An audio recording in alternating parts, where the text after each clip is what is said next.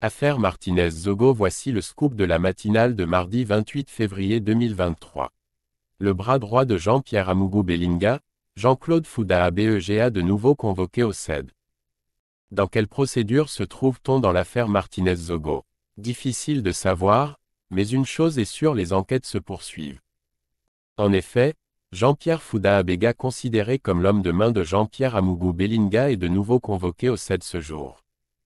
L'objet de la convocation n'a pas été précisé. Mais Jean-Pierre Fouda Abega avait déjà passé près d'une semaine en détention au CED avant d'être libéré suite à la procédure lancée par ses avocats en habeas corpus. Mais on sait également qu'au-delà de la commission mixte mise sur pied dans l'affaire Martinez-Zogo, le service central de recherche judiciaire du CED enquête également sur d'autres affaires impliquant Amougou Bellinga. Je vous invite aussi à suivre cette analyse du docteur Aristide Monod sur Equinox au sujet du biaïsme.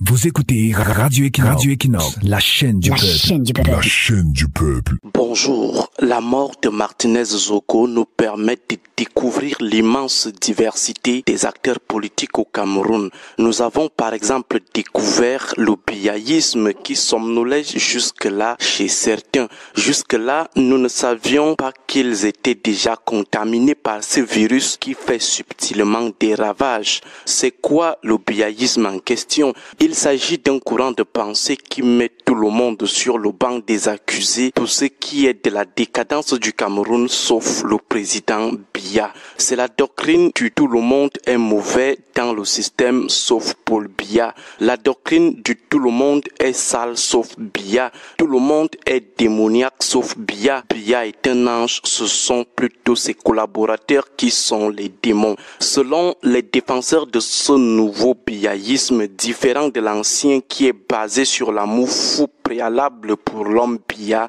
Paul Biya n'est responsable d'aucun échec au Cameroun. Il n'est coupable nulle part. Il est plutôt la principale victime de la chaîne de responsabilité de son système. Dans l'affaire Martinez-Zogo, les tenanciers du nouveau biaïsme estiment que Martinez n'était qu'une cible collatérale, une victime collatérale, la principale étant Paul Biya, qui est plutôt visé. Quelle ingéniosité dans la construction des récits, je parlerai même de scénario. L'argument le plus mis en avant est celui du coup d'État qui était en voie de condensation, peut-être même en voie de maturation. Quelle imagination!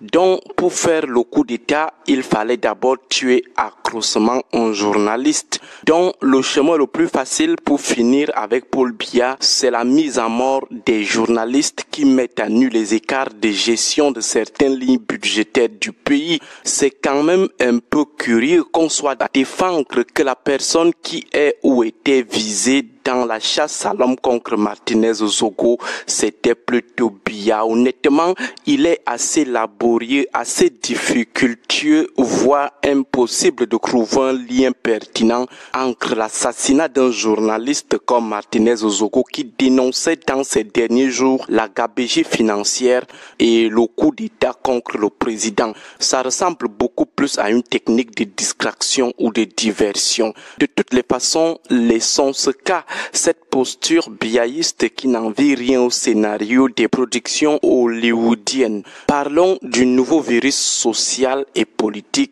dans sa globalité qu'on appelle le nouveau biaïsme. Cette doctrine à problème est bâtie sur 5 postulats, ou si vous voulez 5 piliers. Le premier pilier, c'est que depuis 1982, tout le monde est mauvais dans le gouvernement, sauf Biya. Il est le seul à être bon, le seul qui travaille, le seul qui aime le Cameroun. Deuxième pilier, c'est que Paul Biya n'a jamais eu la main heureuse dans ses choix depuis 1982. Il tombe toujours sur des gens qui le déçoivent ou le trahissent. Il a seulement la malchance de tomber sur des opportunistes, des ingrats et des méchants. Il ne sait plus à quel sens se vouer. Il ne sait plus où mettre la tête pour trouver finalement de bonnes personnes à nommer. Troisième pilier, c'est que tout le monde est responsable du bilan chaotique des 40 ans de règne du renouveau, sauf Biya. Tous ces différents différents collaborateurs sans exception sont à l'origine de nos problèmes, sauf celui qui les a toujours choisis seul et maintenu à certains postes pendant plusieurs années ou décennies. Paul Biya n'y est vraiment pour rien. À la limite, il faudra peut-être étiqueter ou accuser les mendiants de l'avenue Kennedy ou tout simplement les désespérés des CHU. Mais pour ce qui est de Paul Biya, il est totalement blanc comme neige. Tout le monde peut être responsable de la décadence du pays depuis 1982, sauf lui. Quatrième pilier, c'est le complot permanent contre Biya.